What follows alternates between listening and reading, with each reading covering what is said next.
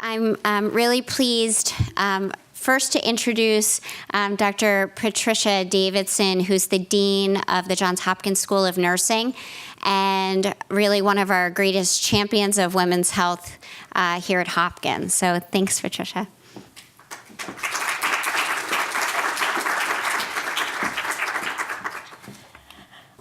So thanks so much, Wendy, for the opportunity to speak to you, and congratulations to her wonderful committee who have worked so hard, and it's wonderful to see so many of you here. I have a very exciting job today. I get to introduce a woman who really needs no introduction, Senator Barbara Mikulski. Senator Mikulski is a Baltimore native who served as a United States Senator for Maryland from 1987 to 2017, and prior to that was a member of the House of Representatives from 1997 to 1987. Senator Mikulski is a hero of mine on many fronts. Because of my time in Australia and then watching her establish the Office of Women's Health here in the United States in the early 1990s, which was a beacon for much of the rest of the world, particularly after the Beijing Declaration, that we all had to stand up and start to make a real difference to women's health. On a personal level, I was very fortunate enough to have a one-on-one meeting with Senator Mikulski several weeks ago where she empowered me and motivated me for a struggle that I think we all need to face. And she told me not to go down rabbit holes, and I keep telling, that is my new line now, rabbit holes are for rabbits.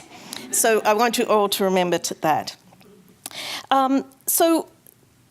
For many of the students here in the room, it might seem so very normal to have women's health as part of discussion and parlance, but particularly for us of older generations, that was not the case.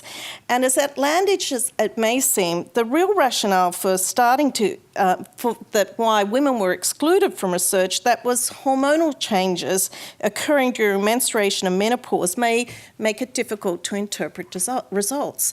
Now, to you now that seems crazy, but for many decades, that was the real reason. We've indeed come a long way, and so it's my great pleasure today to welcome Barbara Mikulski to the podium. And also what is going to be a real treat is to have our very own Elizabeth Tracy, media woman extraordinaire, interview Senator Mikulski. And particularly for the students in the room, this is a rare and valuable opportunity, and we are very lucky that Senator Mikulski is now calling Johns Hopkins home. So welcome, Senator Mikulski.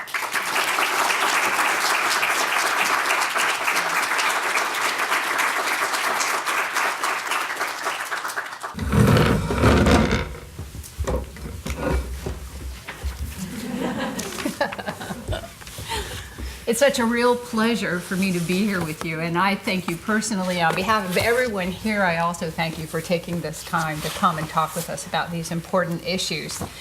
When I met you outside, I said, hey, I know that this is a soft toss. I'm going to be able to just hand the ball off to you, and you're such a pro that I hardly have to do anything after that. So I'm going to ask you to first start with 2009. And that's when you were trying to get the Women's Health Amendment passed to require free mammograms and other preventive services for women.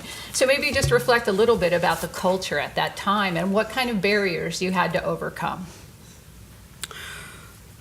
That's the softball you promised? That's a softball. Well, you did it, so it is a softball. Well, first of all, I'm going to just say good morning to everybody. And I am so delighted to be here at this symposium on women's health. I cannot tell you the joy that I feel that this group exists, and that it exists for a long time now, and needs to exist in a long time in the future. And your voice and your visibility are needed now more than ever, because for those of us who we have to give voice. We have to give voice to the people who have no voice. We have to give voice to our professions, social work, public health, medicine, nursing, We have to be in there fighting, because whatever gains we make can be swiftly eroded. Whatever gains we make can either be so diluted as to be meaningless. So when we look at the women's health agenda, which really has been going on for a very long time, and from my perspective started with Elizabeth Garrett, when she claimed her family money and she claimed her power, and she put a claim on Johns Hopkins that really, truly changed the face of medical education in the United States of America. So let's go to 2009. We were working on health care. It was labeled Obamacare, and the reason it was labeled Obamacare is not those who labeled it Obamacare were crazy about the president. They saw that as a stigma and trying to capitalize on negative feelings about the president. So it was meant to be a derogative thing rather than an empowering thing. So start with that climate. Words do matter. So I'm about to call what's going on there Trump care. So keep that in mind. Little PowerPoints will emerge here as we go. So we were working on the legislation. That's a whole other story. The climate was very prickly. The climate was very toxic. And I wanted to be sure, along with the other women in the Senate, that women were not going to be left out of health care.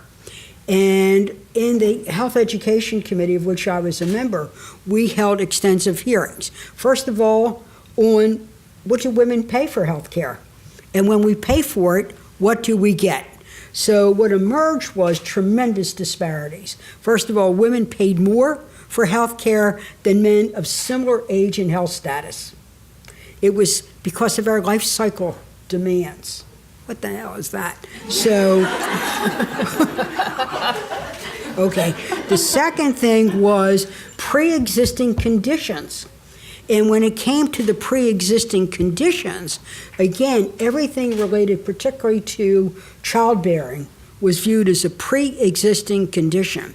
And in one instance, a tremendous story was one woman, and I had the letter from her, when she'd had a difficult pregnancy and the baby was born well because a great doctor, cesarean birth. She received a letter from her health insurance company, and it's a big one, and it's pulling out of the Maryland market, bye-bye. And they said to her, unless you get sterilized, we will not give you health insurance. This is the United States of America. I mean, didn't that just make your... When I read, my staff gave me that letter, literally, my heart skipped. This is America. You don't tell people to do this thing. So we held a hearing on this, and we saw the tremendous, and this then goes to partnering with other groups. So things like childbearing, things like rape was considered a pre-existing condition in 11 states, and so on. So I said that I wanted to offer a health amendment and got the Democratic group to agree to it and took to the floor. And it was very interesting because this will go to the women of the Senate. I had first of all, the men wanted to support this because it included prevention, a wellness woman exam every year, diminish co-pays and so on, and also guarantee the pre-existing condition, solve those problems, and also some of the other things I've just outlined. The day I offered my amendment, Senator Lisa Mikulski, a wonderful senator from Alaska, offered an alternative. This was great, because what you're going to hear as we talk about the women of the Senate, we often agree on goals but disagree on means. So Lisa had her amendment, I had mine. I don't know if you've ever seen Lisa Mikulski. She's about 18 inches taller than I am, and as she gained, she kind of more compressed. So she looks more like you and less like me. So we took to the floor. Anyway, the end of the story is she offered her amendments to my amendments. And out of that, we came up with a bipartisan framework for women's health. We followed a regular order, we followed a regular process, and they said it was the most enlightened and informed debate that occurred during the whole ACA debate. So now we passed that amendment, but now it is under attack.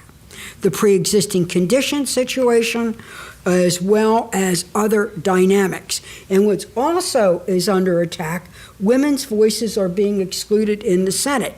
So, and I think you might want to take to your iPhones or your emails on this.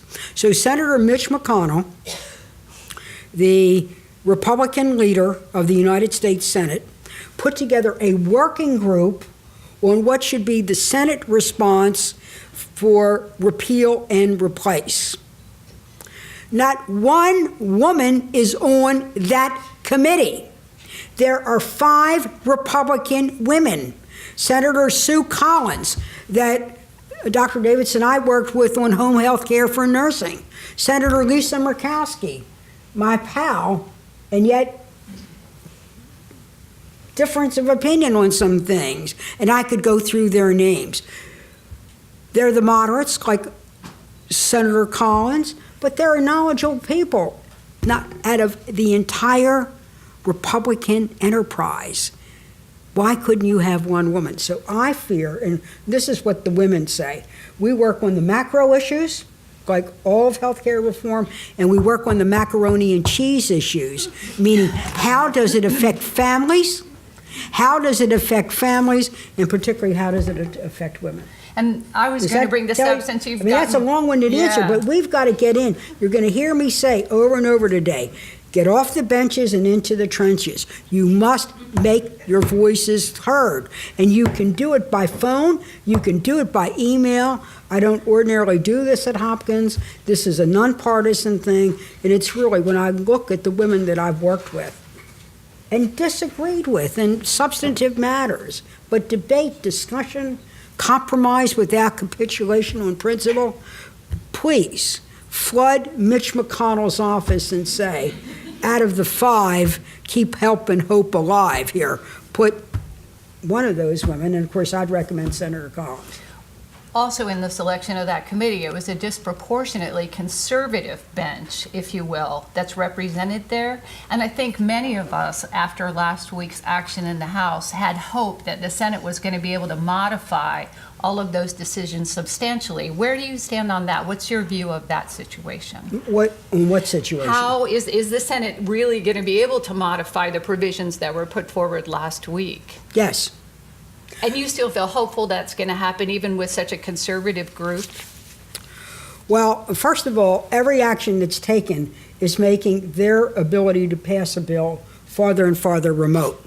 The reason it's farther and farther remote, first of all, the toxic mood, like changing the rules for a Supreme Court to make bipartisan effort. No one has a veto, a filibuster veto. So we have the tools of the Senate, one of which is even preventing a bill from coming up, filibustering a bill when it does come up, or doing what it did when I brought up my women's health amendment. I said I wanted open debate. It was my courtesy with Senator Mikulski. And I said, Lisa, let's have an open debate. Offer your amendments, and let's discuss it. And why don't we do it the old-fashioned way called democracy?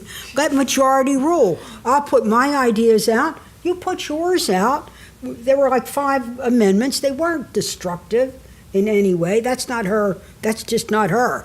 But let's have an open debate. But we can close the debate, and we can shut down the Senate. So they have to compromise, or this bill will die. It will die. What has currently come over from the House will die. Now the question is, when they resurrect it, are they going to resurrect a modified version or a new bill? I believe the Democratic senators will have alternatives, but we have tools, we have a variety of rules to be able to do that. I at least am very I thankful do not to hear believe that this, hopeful yes. message. Yeah. Well, just a word about the Affordable Care Act. In the way the Congress works when it passes laws and authorization to do such an overwhelming thing, you always know that at the end of 3 years, you're going to revisit it. It's not a sunset bill. We have some that are sunsetted. But at the end of 3 years, we always go back for a reauthorization to review what worked and what didn't work. Reform. We know that out of a great and grand effort like that, some things would be terrific and some things might not have worked out the way our intentions had. And so it's review, reform, and refresh. What are also some of the things that needed to be improved and tweaked? So we were set to reform and refresh, but not to repeal and not to replace with a hollow opportunity. Remember, what's being presented is a hollow opportunity for health insurance. Will you take this then from the federal level to something that's of concern, of course, here in Maryland, which is the Medicare waiver, and concerns about how if there's changes to that, how is that going to impact on women's health care here in the state? Well, I am the mother of the Medicare waiver. Congratulations.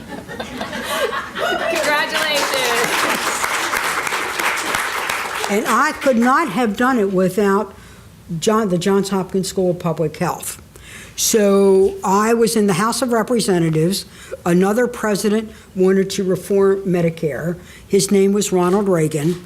President Reagan established something called DRGs. It was the way to cut Medicare. But hospitals, particularly those with high compassionate care, they called it charity cases then, we called it compassionate care, like a Hopkins, all the urban hospitals and some of the rurals. So there was a concern about dumping. I met a faculty member at the School of Public Health by the name of Dr. Carl Schramm, a health economist, and Maryland was experimenting with the program called this. So we came up with an amendment to the Reagan bill that said a state could be opt out of the DRGs if they met certain metrics for cost containment, having involved the thinking of the Bloomberg School. Then it was just simply called the School of Public Health. But the Bloomberg School, Dr. Schramm helping and yet faculty advising, and we were able to put in that amendment, and you had to be a state that qualified to meet the metric. That's how we got the waiver. And I just want to say this, the role of Hopkins cannot be underestimated. And this goes to your voice as students and faculty and postdocs. When I said, look, I'm not working on this myself. I'm not getting this off the back of a macaroni and cheese package. This is really, these are who my advisors are. And they said, well, so Hopkins is, I said, Hopkins isn't advocating for the amendment. They're giving me the data and why cost containment can work and yet at the same time achieve good health care. So the brand of Hopkins gave my work credibility that got people to listen who wouldn't ordinarily. So do not underestimate your power. And I'm here to talk about claiming your power, both as an individual, through professional associations, and so on. So we are still, though, a bit of an outlier with regard to that Medicare waiver. Yes. Well, you're not an outlier. I think you were a forerunner. But we've been a forerunner for over 20 years now. So we have the waiver. I think we're working very hard to keep the waiver. And as long as you meet those metrics, there's going to be so much going on that I do not believe that the waiver system will be eliminated and that we'll continue to qualify. But now we've moved from only containing cost to improving quality. And this is really then a statewide effort so that standards of quality are also included in the evaluation. And those are like the kind of pioneering work that's been done here in the whole area of quality control. Excellent. This group who's arrayed before you, the Johns Hopkins Women's Health Now Research Center, is a network of Johns Hopkins researchers who do work on a wide range of topics, as you're well aware, including contraception, reproductive health care, understanding sex differences, as well as chronic disease prevention and treatment. And members of this group are, of course, quite concerned. Right now, the sort of Damocles appears to be poised, right? The NIH budget appears to have gotten the funding for now. But what's going to happen, do you think, in the future? I think NIH, we have to continue to work for NIH, but you have to work for a broader NIH because what was done, NIH did get more money, but it got more money in targeted categories. And they're excellent categories. Precision medicine, the incredible work that's being done on the brain, really and desperately needed, and so on. But NIH needs more unrestricted funds. And where we were heading when I left the Senate, our committee, really on a bipartisan effort, was looking at not only more money, but also the young investigators. We became very concerned.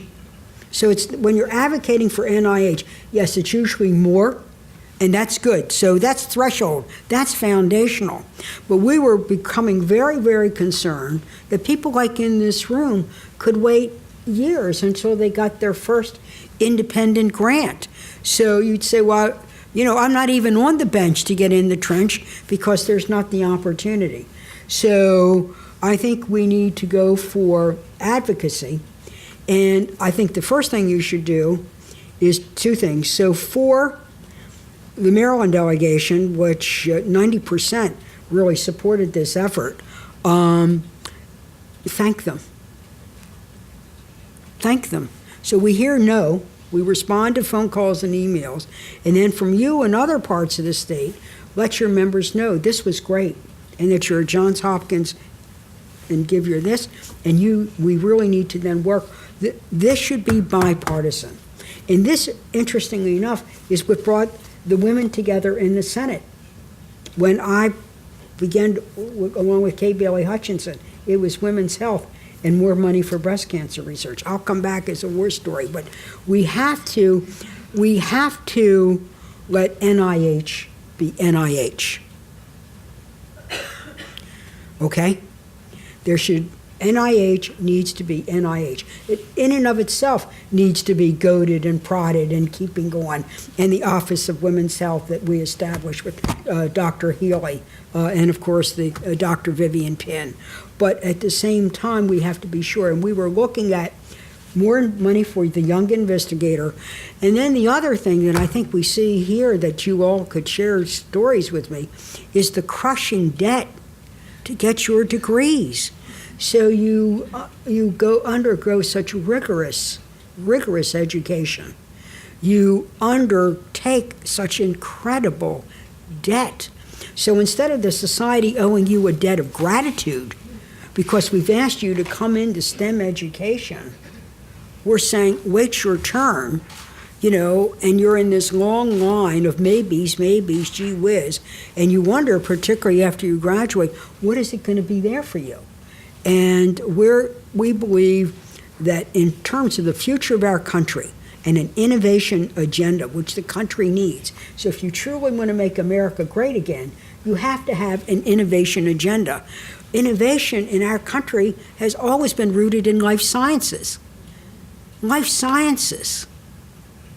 And this is where I think we need to be an advocate, say innovation, and what we need is help us with our debt and also the Young Investigator Grant. So it's not only advocating for more, which I'd say yes, unabashedly and unfetteredly. I thought the Science March was terrific. But now what? So how do you go from outcry to outcome? Okay? From protest to policy and program. Well, that's why I'm here. And I believe that one of the ways to do that now is to focus on not a few things. I don't mean censor or muzzle, but really look at what we're saying with NIH, the young investigator, the opportunity for student. I went to graduate school, you're going to love this, on a National Institute of Mental Health grant. Now, don't I strike you as having a therapeutic personality?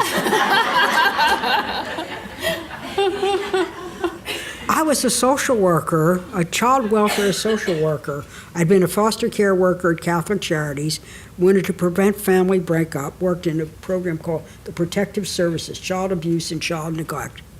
And then I really wanted to work on systemic change. There was a new field called community organization, but President Kennedy has started the community mental health clinics.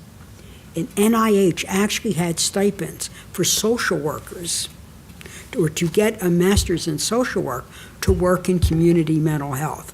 Now, I feel I've devoted my life to community mental health. It's just been an unusual setting. And I've had a caseload of, 6 million Marylanders. But some I've driven up the wall and they've driven me, but we love each other. But really, look at what I had. It paid my tuition. I had a stipend. When I graduated, I was debt-free so that I could choose where could I work in the war on poverty. I didn't have to pay taking the best paid job. I could take the job that was best for my talents and my training. That's what I want for you. You've got to be able to pursue that. So more money for research, but more money for the researchers to become researchers, and also definitely keep politics out of NIH. One of the concerns, of How's course... that sound? Yeah.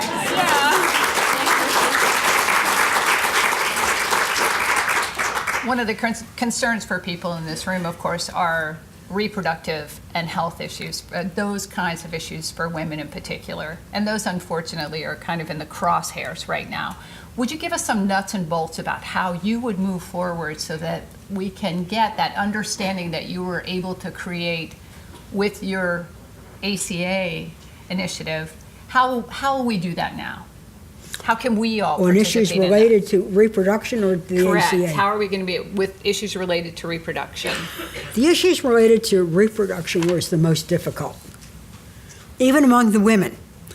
So among the women in the Senate,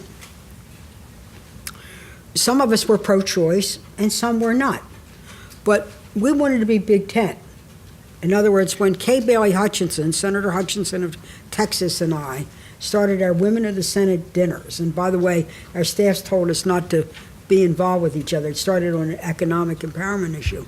We wanted to see what would pull us together. We said we did not want to be a caucus where we had a 5-point program like a Trotsky pamphlet and a litmus test if you didn't support it. That we wanted to see common ground, and as Elijah Cumming calls it, even higher ground to call people. So what we focused on, because we were so different, was more funding for breast cancer research. That was the first and only thing we focused on. But it was enough to form the relationships. And again, we judged not there. So we could hold together on that, went to mammogram quality standards. On the issue of reproduction, this is within the institution and so on, one of the most prickly. And not only among the women, because it's where control comes. It's the ultimate control. Control women's money and control women's reproductive. In every society, that's always the first, one of the major steps. So I think the way to go about it is for women's reproduction to, of course, you've got to be an advocate. We must continue to fight for the funding of Planned Parenthood. And we must continue to fight for Planned Parenthood. But we need to make reproduction is also part of the overall women's health. So one of the things we did in ACA is that your OBGYN could be your primary care doctor. And for most young women, their OBGYN is their primary care doctor, unless they have some other subspecialty or specialty they need. So in the advocacy, first of all, Planned Parenthood has to be a threshold issue because it's both the real program affecting real women in all communities in the United States, and it's also become a metaphor. It's also become a metaphor. So if you go after Planned Parenthood, and you're successful, it gives you permission to go after, like the wonderful work Chicago does, what we're talking about here. But I would put it overall as one of the key aspects to women's wellness. You cannot have a woman's health agenda unless you address our reproductive cycles. And that's the way I would do it. You brought up advocacy, and you, of course, are well known as an energetic champion of everybody. You really are amazing in that regard. Regardless of anyone's gender, race, or ethnicity, you've emerged as a champion. your roots in Baltimore City as a community organizer, and now your experience in bringing together diverse communities around common concerns across the U.S. Especially, we'd like to hear about those with regard to health disparity and economic fairness. God, it's just awful. I mean, it just breaks your heart about what's going on in our country. Those of you here who work at Johns Hopkins, I mean, if we just look out the window. And in a course I taught, or co-taught, so I'm a co-teacher here. Not that they wouldn't let me loose all by myself in a classroom. But my sister says, you know, you're a teacher at Hopkins like you were an aunt. I get to change the diapers and pay the tuitions, and you get to be, oh, hi. But anyway, it was a course with Dr. Agri on the sociology of health and illness. And I compared the Canton neighborhood with the Freddie Gray neighborhood. And just the basic indices of lead paint, food availability. So even if you pass a good ACA with access to the most qualified practitioner, whatever a great doctor writes has to be complied with, and compliance is within a family and social setting. So you have that disparity issue. But it's not only an urban issue or an issue for people of color, it's also what we're seeing in the rural communities, like the Kentuckys. And I'm sure you've read, you've heard of the book by a man by the name of Vance called Hillbilly Elegy. And what you're seeing too, you know, epidemiology, is that women's mortality in certain states is either peaked or declining. And they're now calling something that is so wrenching to hear, death by despair. Okay. Gives you goosebumps. And these are primarily women, but then also the men in their lives, who then, because of a variety of things in their lives, first of all, have chronic conditions that are not treated. And you know what the basic chronic ones are. You're experts in it. Heart disease, diabetes, the interrelation. Then it's self-medication through either food, booze, or drugs. And then it leads to suicide as well. So we now have a growing area, and this is usually among disaffected, poor white people in rural areas, but they're not so rural. You can find this in our own state. So I think that this is shocking. And it really does go to the economy, and it goes to access. And you cannot, it has to be, that's why we call it public health. I mean, the economy is a public health issue. And public health is an economic issue. And I think that disparities in income and also opportunities really have to be there. What I worry about is the hollow opportunities that they think people are going to change their lives. Would you please give an example? I think it would be very hard to go back to the old manufacturing. So I'm a Baltimore woman and been a champion of really blue-collar people, regardless of color. But really, when you look at Bethlem Steel and the impact of Bethlem Steel, and it's on the outer bank, and if you go to communities like Dundalk, on the outer banks of Bayview, you can see really the decline. And Bethlem Steel lied to the Maryland delegation. So when they closed it down, and then they threw the pension plan into the federal pension guarantee, all those men and women who'd worked there for 30 years, breathing that air, some getting asbestos problems and all of that, lost 30% of their pension, which they thought they were going to have. And I could go on with it. So my point is that whether you're here on Greenmount Avenue or you're in Dundalk or our communities, it is opportunities. Bethlem Steel is not going to come back. But what is going to come back are new fields. And we talked about it last night at a group called Baltimore Women United. This is the follow-on to the March group, the group that marched the day after inauguration. It was a small march.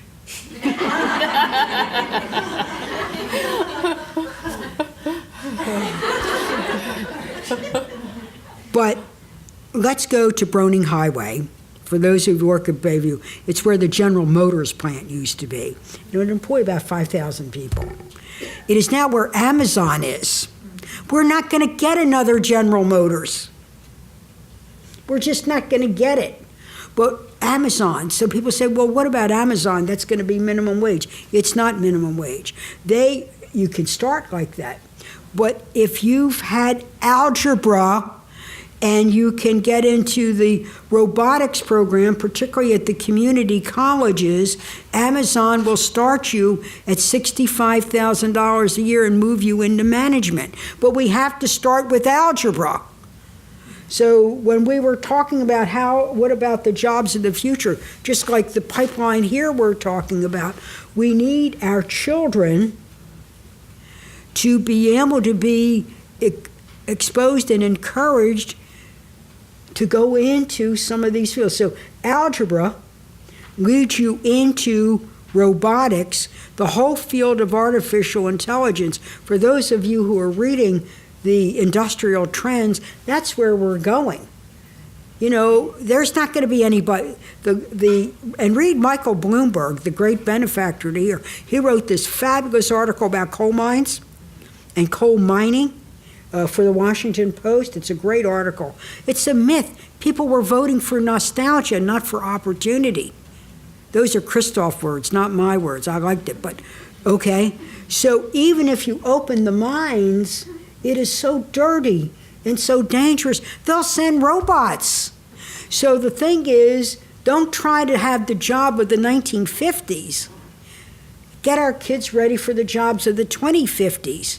And this then goes to that. And I think we need to capitalize on a new national mood that came out of Hidden Figures. Did you see Hidden Figures? Mm-hmm. This has been a quiet in the sense nobody saw it coming. They had to fight hard to make the movie.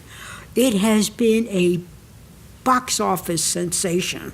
And all around the country, people are raising money to be sure kids can go see the movie, and then to follow up for like math clubs, the great algebra project that's already been established. So there's you don't have to create a whole new organization with all the admin cost and so on. And there is a national mood, and I've heard this before, and you've heard, is math a white thing? It's not a white thing, it's a math thing.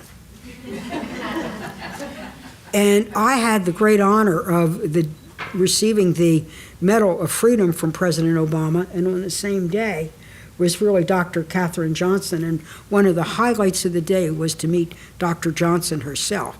Interestingly enough, NASA never told me about Dr. Johnson and the two other women. You know who told me? John Glenn. The part in the movie where he won't go is a true story. It was the dawn of the computer age. He believed in him, but he also believed in her. And she checked the computer math. And when Dr. Johnson said it was okay, well, this is thrilling. And it starts with algebra. And we can help by supporting the Algebra Project. We don't have to keep creating new organizations. And that's what I mean. Every one of us can make a difference. And we have to find an area or a group or a cause. Like I'm very big on this Algebra Project, coupled with our public schools and so on, to be able to do this, because that is going to be the future. This is where the income is going to come. One of the ways to deal with, disparities is really through economic opportunities, but they have to be tied to educational opportunities. But then you've got to be at least reasonably healthy to learn. And we have to make sure, in the words of my dear friend Elizabeth Warren, we have to be insistent and we have to be persistent. And when you think about it, when Jimmy Kimmel did that poignant monologue about his little boy, I thought about Hopkins. Now, why would I think about Hopkins in the midst of this father, naming everybody involved, the doctors, the nurses, and so on. Well, that was the Blue Baby operation. That was a modern version of the Blue Baby. And when you think about it, two of the main people involved in developing the Blue Baby, which was developed here, were people who were told, no, you can't. Who ever heard of? So we go to the great and famous Dr. Blaylock, and then we go to Dr. Helen Taussig. And when I was a college girl here in Baltimore at a Catholic Women's College, they brought in women for us to meet and hear a lecture. Dr. Taussig lectured to my class. It was the late 50s. Dr. Taussig was told, no, you can't. Who ever heard of a woman being a doctor? She had dyslexia. You can't even read. A surgeon? Cardiology? That's not a woman's field. You can't say no. And then, of course, there's the famous and esteemed Vivian Thomas, who literally helped Blaylock be Blaylock. Well, and I thought, you know, Jimmy, we sure do need health insurance. But we need the Helens, and we need the Vivian Thomases, and we need the Latasha. We need whatever your name, whatever your background is. Your future should not be determined by the zip code in which you're born in. Your future should not be determined by the zip code you lead in. And you could not have had that Blue Baby operation had it not been for people who heard most of their lives, no, you can't. And then there was this list of you're not the right color, you're not the right gender, it's not your time, but it was their time. So I'd ask I mean, you to I feel sum. very strongly Yeah. about this. I'd ask you to sum by giving us a playbook, by saying if we are interested in both individual intervention, community intervention, statewide intervention, federal intervention, what does that look like? How do we cross those diversity bridges and help to create that coalition that can move some of these initiatives that are so precious to all of us forward? Well, first of all, I want you to keep this group going because, you know, looking at the mission statement and so on and your track record, you need visibility and a voice within the institution. It's not that the institution is not receptive. They got a lot going on, and we cannot have benign neglect. So that's the Moynihan phrase, but I'm very keen on that phrase. So you need to raise it here. And also part of then what their national advocacy is. Now, I know the administration is very worried about AID funding. And we should all be worried about AID funding from our JPIGO alone and the deep cuts in AID that I think really are quite devastating. The other is by this group and even individual members. So one is keep this going. Then look at where you are and the time that you have to put into something. I believe don't start a new group. Okay? Join Planned Parenthood. You want to fight for reproductive freedom? Planned Parenthood, I think, is one of the best organized, knows legislation, policy, tools, and tactics, and so on.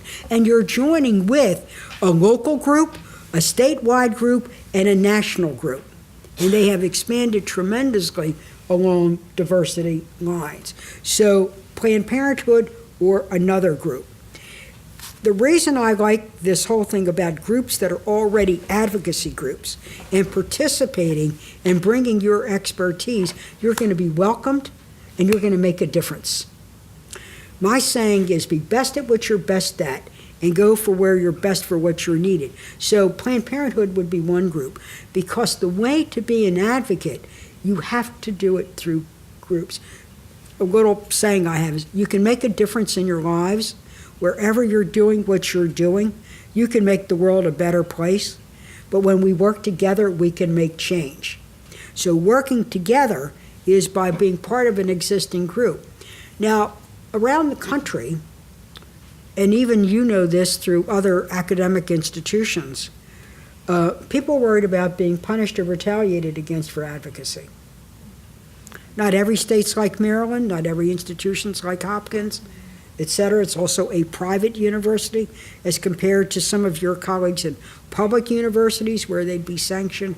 And that's why participation with a national group that has local chapters for advocacy, that's why I gave you one, is really the way to go. And I think right now it is, so I don't know all of your groups, but it is through these groups, and then you have to go to really members of Congress. Now, there's the whole group about, there's the resistance group and so on. Everybody does it their own way. But after we finished marching, there has to be an agenda. And I think keeping the basic framework in the ACA for women's health would be an okay way to go. And as you saw in even the appropriations that passed, funding for Planned Parenthood was retained. So first of all, for the Republicans fashioning a program, let's make sure a Sue or a Lisa, Senator Capito are on that committee. The second thing is join a group and keep this group alive, because really speaking, not for Hopkins, because when I did the waiver, they didn't speak for Hopkins. They spoke from Hopkins, or from someone trained and educated at Hopkins. So all that's taken care of. But that's how it is. Make a difference in where you are now and be part of a group. Outstanding. I'd like to thank you very much. Should we go? Is time up? I think so. Isn't it quarter till? Do you want to go to a couple, maybe two or three We have a couple questions here? questions that are from the audience that I Okay. have for you. One of them is Screened, vetted, evidence-based, peer-reviewed, and evidence-based. peer-reviewed, that's right. And evidence-based. In your opinion, what are the most important changes that Hopkins can make to enhance women in biomedical careers? Well, first of all, promote women, I think, and create the pipeline for leadership. Leadership isn't like a pop-up market. Oh, let's get a woman leader. Okay. I think the appointment of Dr. Miller has been fantastic. Dr. Rhoda Miller, excuse me. So one is promotion, and then second, as they do their own advocacy to make sure that the women's voice is heard. And I think I'm saying that because, one, I used to have yearly visits here on legislation or policy or things that were being screwed up, like through the regulatory process. We heard this. But now we're really, we cannot go backward.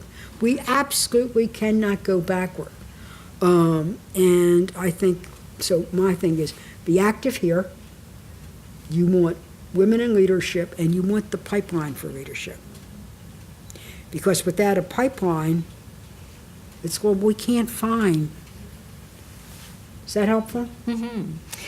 Another is, what can women do to advocate for pro-women policies that will impact the lives of women in science, public health, and across professions? Well, I think we covered that in what we were saying. It is through the advocacy groups that are being involved now. And there are a variety of women's health advocacy groups. I've mentioned Planned Parenthood as one, and I think you should just go to the web for the others. Beyond health, though, would you suggest other partnerships that we can reach across professions and develop those relationships also? Well, yes. I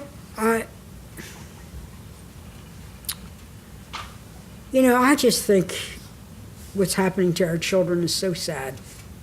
And you see it in your practice and all here.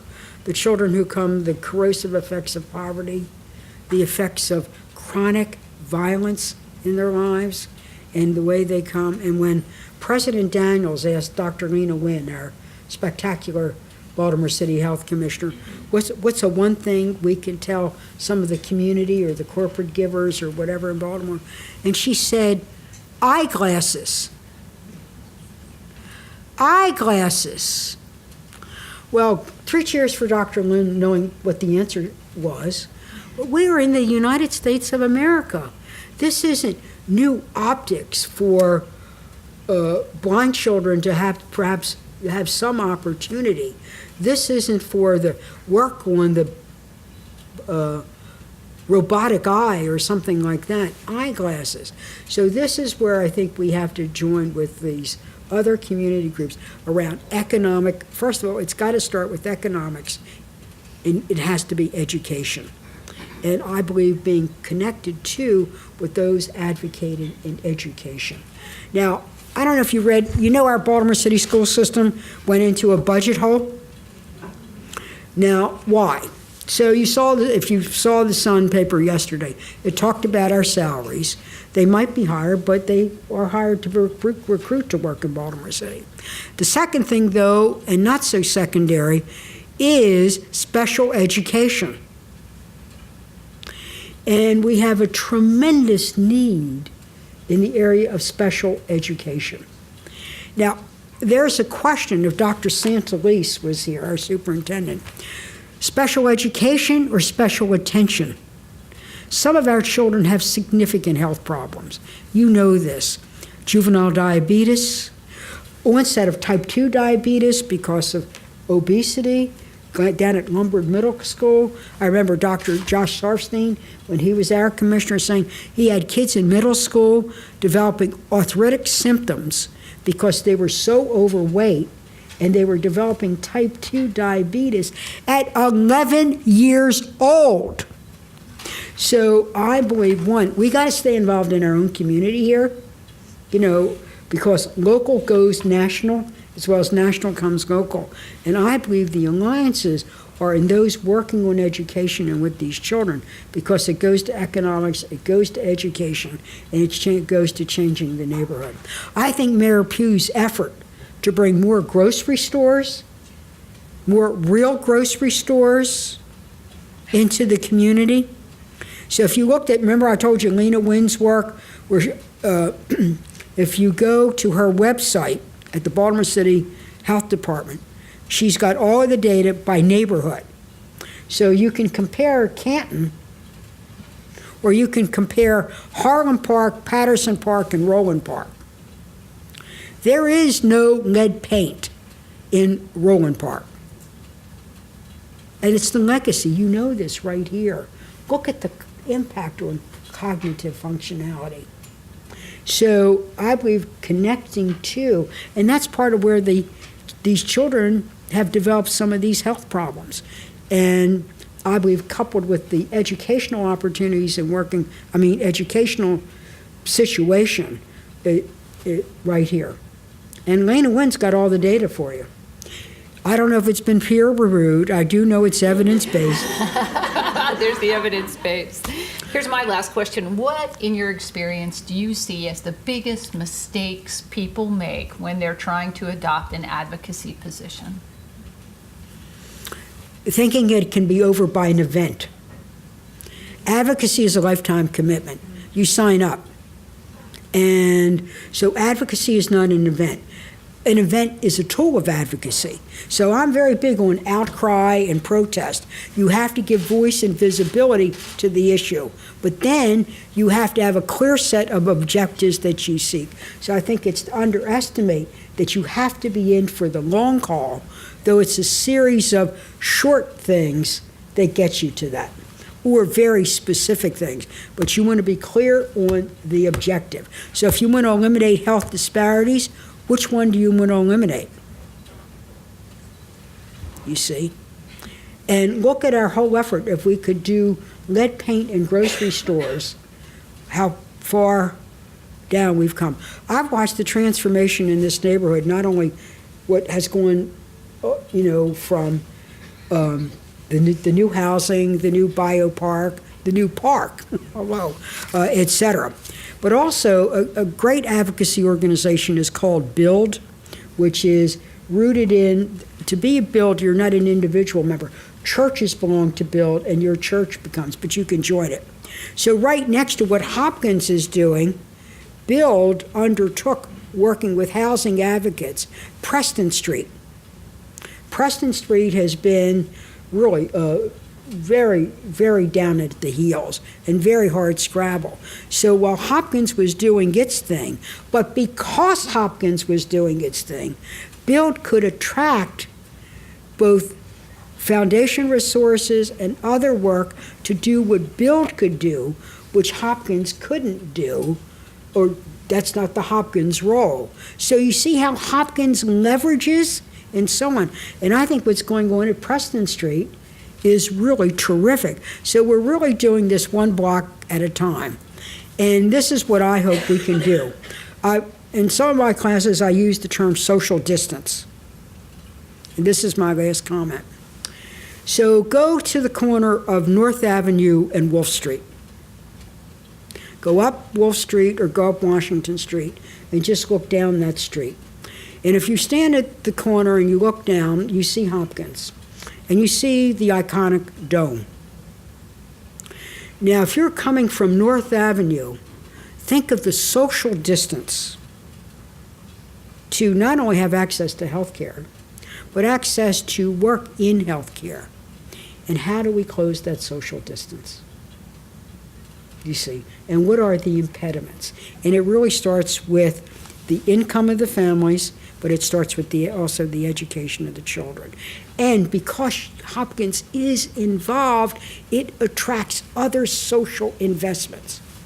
And we look forward to the Henderson School getting a new look at itself in new ways and new directions. It could have a tremendous impact, but I don't want the social distance.